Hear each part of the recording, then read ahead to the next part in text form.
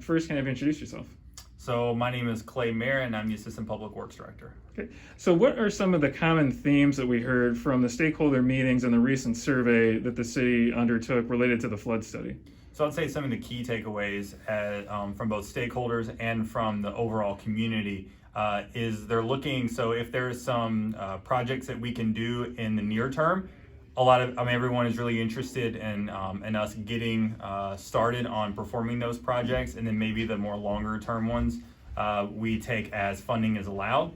And then another thing is the community is more interested in having some permanent solutions along the riverfront, so that requires less maintenance and less staff time, so to make sure that we know what we're getting in case the river comes up at whichever level. What do people have to say as it relates to kind of priorities or maybe visions and goals that they want to see incorporated into whatever study council approves or is recommended in the fall? Once again, people are looking for us to kind of be able to build on it in layers. So can we take care of some of the stormwater improvements that instead of closing an intersection at river stage 14.5, it keeps it open until about 18 or river stage 19, but doing it in such a way that allows us to build on top of it as funding becomes available to maybe then protect it even higher heights. One of the things too is there seemed to be much more of a preference for berms instead of a wall solution.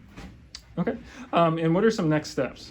So next steps would be we're going to go back and seek some further information, some further feedback from the City Council, come back to them with some more information. From that point, we'll continue to refine the various options that we presented to the public.